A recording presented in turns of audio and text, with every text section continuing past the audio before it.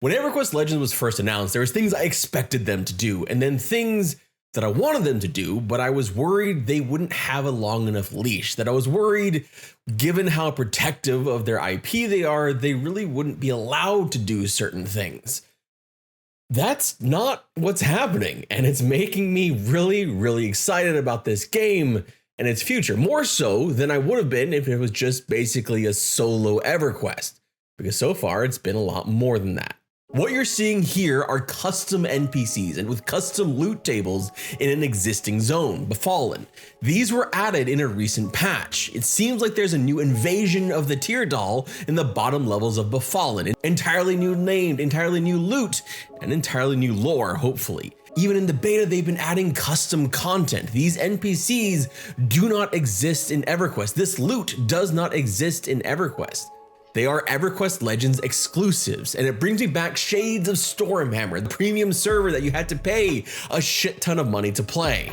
Now, the funny thing is the risk you run here is by creating all this extra loot is you actually unbalance loot elsewhere in the game because you're filling in things that are different than what they were, and you can kind of see that already in the beta where everyone is kind of sitting and camping in Befallen. But one of the cool things about Everquest Legends, the way it works right now, is that you have personal loot. So as you see in the group that I'm in, there's no reason for us not to be grouped. Everything's gray, I'm not getting experience, but we're all getting loot. We all have the same chance at loot because it's just going to be randomized per person. And it's actually one of the things that I've noticed in this server is that it's kind of nicer. It's kind of more open. People just send you a group invite and then you kill together.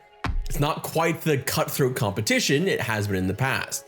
Now, they don't have full pick zones or anything just yet, so there's still a little bit of competition for spawns, but at least you can have 4 people in a group killing one thing and everyone getting loot.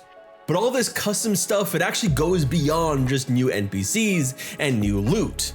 They've done this elsewhere too, adding Beast Lord and Berserker quests to Plane of Sky. And of course, Beast Lords and Berserkers did not exist when Plane of Sky was relevant. So this is entirely new quest lines that are being added to the game with new items to make you actually enjoy Plane of Sky as those classes.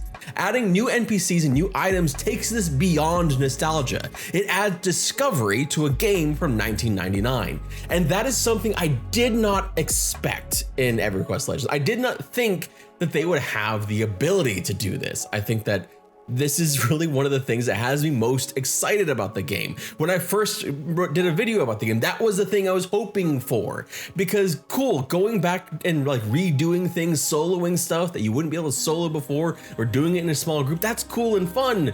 But having the ability to discover new things, new NPCs, new items in the game that you've already kind of conquered is one of the things that I think is really going to give this game legs. And I really hope that they push it, that they just push this further. I know that a lot of people are just gonna want like pure on nostalgia, but that's not me. I've been playing EverQuest for almost 30 fucking years. So I'm ready for something new. I'm ready for it to be new stuff. And I'm hoping that this kind of acts like really what we're seeing is this is EverQuest Classic Plus. This is more than what we expected.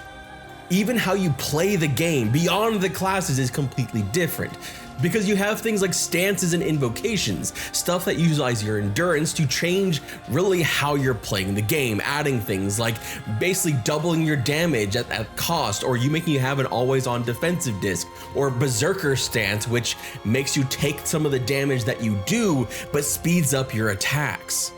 Or how rogue poisons were turned into procs instead of applied items, and you can have multiple procs at the same time. The more recent addition with the recent patch added in similar things to the offensive stances that they had for casters as well. These are called invocations. One I have become particularly fond of is called Spellblade. Spellblade turns your first spell gem slot into a proc that uses 33% of its mana cost plus some endurance to periodically proc. That means my Shadow Knight Druid Mage can proc a 800 plus damage nuke from my first spell slot that happens to belong to my mage, all while using my melee as a Shadow Knight. There's also pure spellcaster ones like Recover, which makes you regenerate mana twice as fast and reduces all spell mana cost by 5%.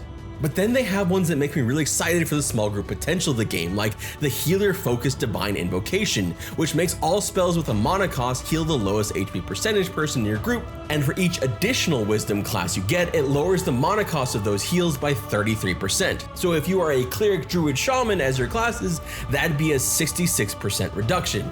Because I don't think that the first one counts. I think that it's like 33% additional, the way that I'm reading it. There are just things in the game that feel like they're not abandoning grouping, that it feels like it's something worth doing in the game. And that, when the game was announced, is not something I expected either. I was figuring this is just gonna be a completely solo experience and you don't ever have to group with anyone. And you don't have to group with people, but they have kind of removed some barriers to grouping that make it more appealing to group with people, especially in the contested zones. Stuff like this is why I'm more bullish on this MMO than I was even when it first announced. It feels more well thought out. It goes well beyond multi-classing, which is cool in itself, but it needed something else to make it feel unique. It needed something else. And to me, it's those custom NPCs, those custom items that are really pulling it in, as well as this appeal to grouping. And the thing is, I can dream of like whole new like events and new zones that they might be able to add. That's the gold standard that I would love to see, is throw in a new zone, expand Befallen, add a second Befallen zone, do something else with Runny Eye or something like that. Or just throwing this out there because it's happened before, Everquest Legends devs, if you're listening by any chance, there was this one legendary event in Everquest that I still remember to this day. It was in the West Commonlands, which you have now back since you got rid of like the all like revamped Commonlands zones, where a bunch of werewolves descended upon Everquest. And it was one of the things that just like, it stuck with me because it changed the entire population of the zone temporarily. It was this really cool event, and I believe it ended up leading into other things. And then you had an event in Kithakor as well. It was really cool to see new stuff, and there were high level things and different loot.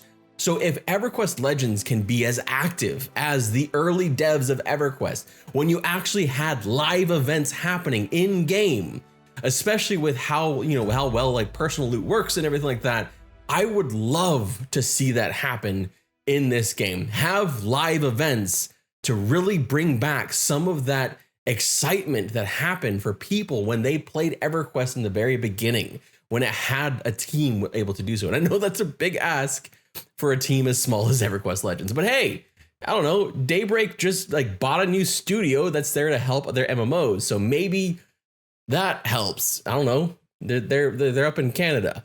Thank you so much for watching. My name is Redbeard Flynn, and I will see you all soon.